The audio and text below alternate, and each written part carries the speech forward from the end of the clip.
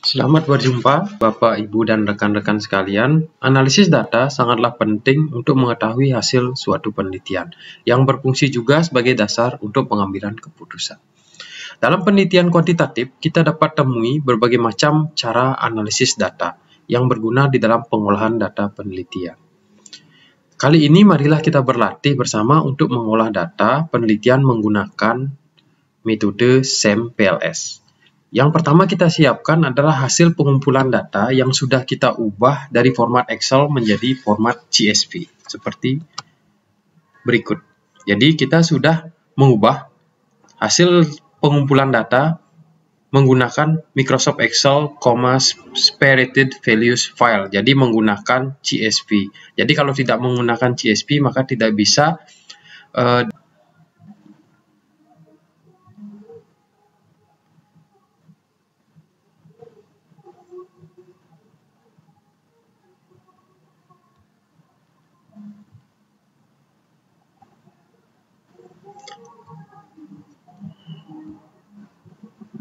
sesudah kita membuka aplikasi SEM-PLS, kita memulai dengan new project.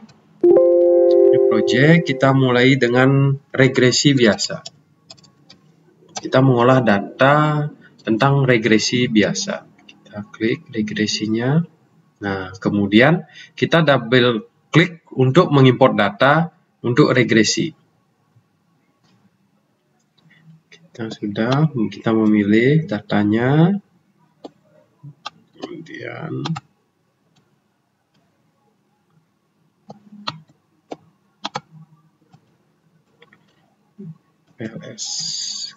PLS, kita regresi. Nah, kita klik langsung OK. Kemudian sesudah data ini muncul di aplikasi SEM-PLS, maka kita klik lagi untuk yang diregresinya. Kita akan menggambar model daripada penelitiannya. Jadi kita drag masing-masing variabelnya ke dalam model. Jadi X1, kita langsung drag ke sini, X1, kemudian X2,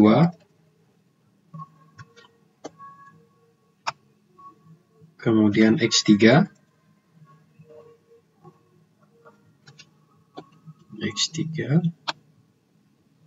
kemudian Y. Kemudian kita atur agar lebih rapi. Sesudah itu untuk lebih memudahkan kita memberi nama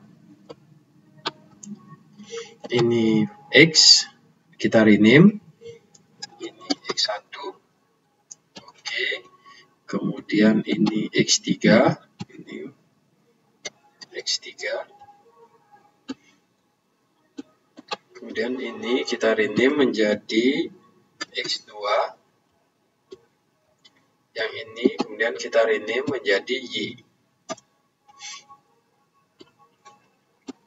Kemudian untuk membuat ini kita konekkan X1 ke Y, kemudian X3 ke Y, kemudian X2 ke Y. Sudah berwarna biru ini maka semua sudah terkonek. Jadi selanjutnya kita akan melakukan tes validitas dan reliabilitas. Caranya adalah dengan calculate PLS algorithm. Nah, ini 307 kita tetapkan saja, kemudian start calculate. Nah, sesudah tes calculate algorithm ini, kita bisa cek untuk di path coefficient-nya. Kemudian untuk kita mengecek daripada validitasnya, kita bisa cek di outer loading. Jadi kalau yang biasanya berwarna hijau ini di atas 0,7, jadi valid. Nah, di sini ada yang di bawah 0,7, jadi warnanya itu adalah merah. Jadi ada X3.3. Bagaimana cara untuk membenahi itu? Maka kita bisa mendelete daripada indikator X3.3 ini. Kita kembali ke ini. Nah, di sini kita lihat X3.3 ada warnanya apa namanya, ini di bawah 0,7, jadi 0,665. Caranya itu adalah kita select dulu, kemudian kita delete. Kita delete, kita rapikan lagi.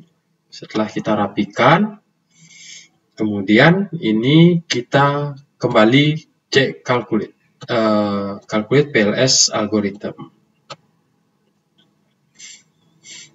Nah, kita cek lagi outer loadingnya. Kita lihat semuanya sudah hijau. Jadi bisa dipastikan ini semuanya data valid. Kemudian untuk mengetahui reliabilitasnya bisa kita lihat di sini. Jadi Chromebase alpha-nya itu jadi di atas 0,7. Jadi di atas 0,7 itu dia adalah reliability. Jadi reliable ya. Di sini kita klik alpha. Nah, di atas 0,7.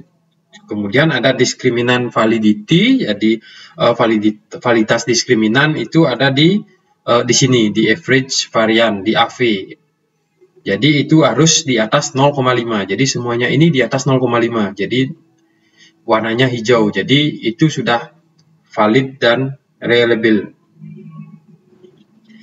Kemudian kita bisa cek untuk di uji asumsi klasik, kita bisa lihat di collinearity statistik. Jadi ini harus di bawah 10. Jadi kita cek dulu di bawah 10. Jadi uji asumsi klasiknya sudah masuk karena tidak ada nilai yang di atas 10. Kita juga bisa mengecek bagaimana menentukan kuat lemahnya pengaruh daripada variabel bebas ke variabel terikat. Ini bisa kita ketahui dari kita tinggal mengklik R-square. Jadi dari R-square ini di sini kita lihat bahwa variabel bebas ke variabel terikatnya itu sangat kuat. Jadi nilainya 0,9 dan 0,8. Jadi bisa dipastikan bahwa variabel bebas ini berpengaruh menentukan pengaruh sangat kuat terhadap variabel terikat. Setelah itu, setelah kita pastikan datanya valid, kemudian kita akan melakukan bootstrapping. Bootstrapping, kita tetapkan angkanya. Nah, dari sini bisa dilihat hasilnya yaitu X1 ke Y itu pengaruhnya yaitu berpengaruh positif dan signifikan. Karena nilai T statistiknya yaitu lebih besar daripada 1,96. Kemudian X2 ke Y yaitu positif, berpengaruh, dan signifikan. Sedangkan X3 ke Y, bila dilihat dari T statistiknya, maka nilainya di bawah 1,96. Jadi dapat dipastikan bahwa X3 ke Y ini tidak berpengaruh dan tidak signifikan. Jadi X3 ini tidak berpengaruh dan tidak signifikan terhadap Y. Jadi bisa disimpulkan dari model regresinya ini, jadi X3 ke Y ini nilainya 0,990. Jadi di bawah 1,96. Jadi X3 tidak berpengaruh maksudnya ke Y. Ya, demikian hasil dari kesimpulan model regresi melalui aplikasi SimPLS. Kemudian bagaimana dengan metode intervening? Jadi di sini ada regresi biasa, intervening maupun moderating. Jadi kita coba yang intervening. Jadi kita ini hapus dulu biar tidak terlalu banyak. Oke, no, dan regresinya kita hapus. Sama seperti yang tadi, kita akan new project dulu, intervening. Jadi di sini, nah kita double klik to import data, kemudian kita intervening, kita diamkan intervening, kemudian Di sini intervening untuk menggambar model datanya. Kita X1 kita drag, kemudian X2,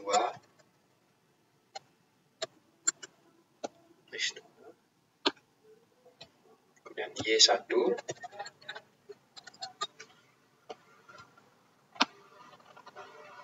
Y2.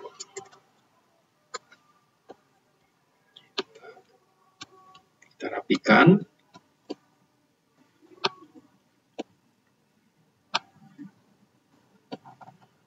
Dan kita ubah. Di sini rename kita pakai X1. Di sini kita pakai X2. Kemudian di sini Y1. Di sini kita pakai Y2. Kemudian kita gambar untuk connect-nya. Untuk metode intervening.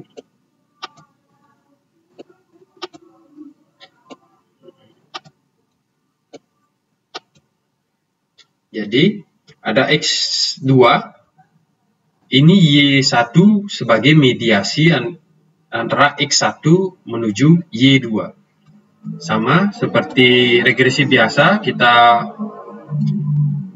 PLS algoritma dulu untuk mencari validnya. Kita cek di autoloading-nya. Nah, ternyata X2.3-nya itu merah.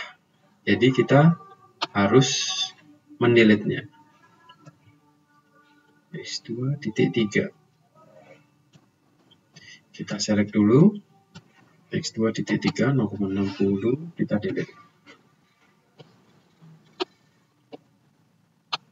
Setelah kita delete, kita kembali ke PLS algorithm, start calculate, kita cek lagi, tidak ada yang merah, kemudian kita ke bootstrapping-nya, kita state calculate. Nah, di sini kita bisa cek bahwa secara bebas bahwa X1 terhadap Y1 itu yaitu berpengaruh dan signifikan. Kemudian X1 ke Y2 berpengaruh signifikan, X2 ke Y1 itu berpengaruh signifikan, kemudian X2 ke Y2 tidak berpengaruh dan tidak signifikan, Y1 ke Y2 berpengaruh dan signifikan.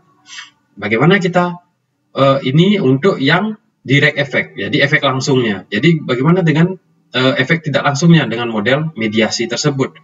Jadi kita bisa lihat di sini bahwa X1 ke Y2 yang dimediasi oleh Y1, dia hasilnya yaitu tidak berpengaruh dan tidak signifikan. Lain halnya X2 menuju Y2 yang dimediasi oleh Y1, hasilnya itu yaitu berpengaruh signifikan. Jadi kita cek dulu X2 ke Y2 pengaruh langsungnya yaitu X2 ke Y2. Ternyata sebelum dimediasi dia tidak berpengaruh dan tidak signifikan. Ternyata setelah dimediasi hasilnya yaitu berpengaruh dan signifikan. Jadi disinilah peran daripada Y1 untuk memediasi daripada X2 dan Y2. Jadi pengambilan keputusan ini dari manajemen Y1 ini bisa digunakan untuk memediasi daripada variabel X2 untuk mendapatkan hasil yang berpengaruh dan signifikan terhadap Y2. Jadi disinilah peran mediasi tersebut untuk pengambilan keputusan. Jadi di sini untuk interveningnya sudah bisa dilihat di sini model pengolahan datanya. Kemudian kita lanjut ke moderating. Jadi kita hapus dulu sama seperti yang tadi.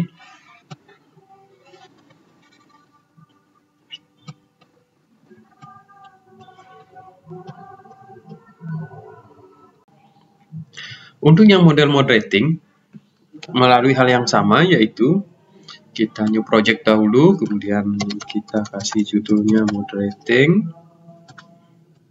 Kemudian double klik to import datanya, ini moderating.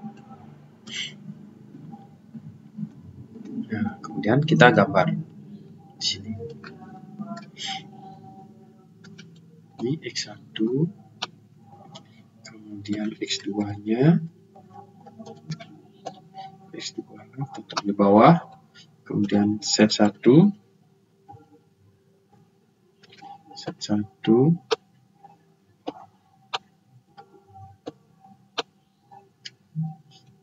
Kemudian Y1, Y4 kita taruh di sini.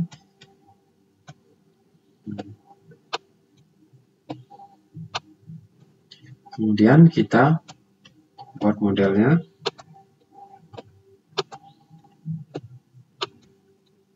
Setelah itu kasih rename, kemudian pakai ini adalah X1. Ini adalah X2, ini kita pakai set, kemudian ini pakai Y. Nah, seperti biasa kita lakukan cek validitas.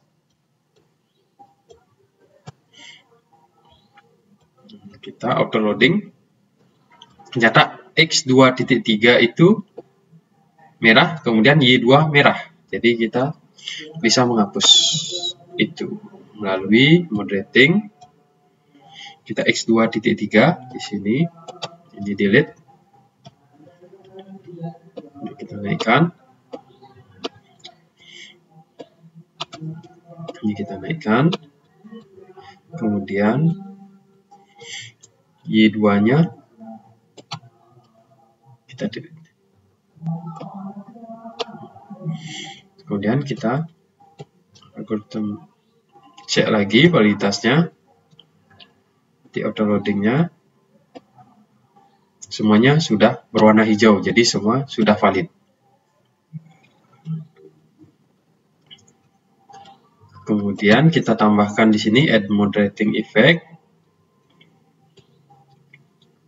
set yang menjadi moderatornya, dan X1.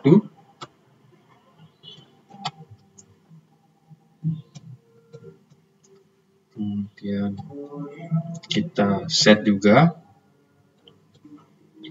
X2. Kita di sini. Setelah itu, ini kita bisa ganti rename X1 melalui set, moderating set. Moderating set biar kita bingung. Sini kita X2 moderating set. Setelah itu kita bisa cek validasi lagi. Auto loading. Jadi semuanya sudah hijau, jadi tidak ada yang merah. Semua sudah valid. Jadi kita tinggal untuk yang bootstrapping. Bootstrapping kita. Nah, di sini dapat kita lihat hasilnya melalui di path coefficient. Jadi X1 menuju ke Y, jadi tidak berpengaruh dan tidak signifikan. Kemudian yang X2 langsung ke Y, dia tidak berpengaruh dan tidak signifikan. Sedangkan Y ke Z, dia hasilnya adalah berpengaruh dan signifikan. Nah, bagaimana kalau dimoderasi? Kalau dimoderasi, jadi Z ke Y melalui moderating X2, dan yang semula dia positif signifikan berubah menjadi tidak berpengaruh dan tidak signifikan. Kemudian dari X1 ke Y yang semula yaitu tidak berpengaruh dan tidak signifikan, setelah dimoderasi oleh Z, maka hasilnya itu yaitu berpengaruh dan signifikan. Jadi memperkuat. Jadi kalau moderating set ini memoderasi daripada X1 ke Y, jadi memperkuat. Jadi harusnya jadi kalau mengambil keputusan, jadi X1 menuju Y harusnya harus dimoderasi oleh set sehingga hasilnya menjadi positif dan signifikan. Jadi demikianlah latihan kita bersama hari ini mengenai SEM-PLS. Kita mengolah data menggunakan regresi, intervening, dan moderating. Semoga latihan kita kali ini bisa bermanfaat untuk kita semua. Demikian latihan kita hari ini. Semoga latihan hari ini bisa membawa manfaat untuk kita semua. Terima kasih.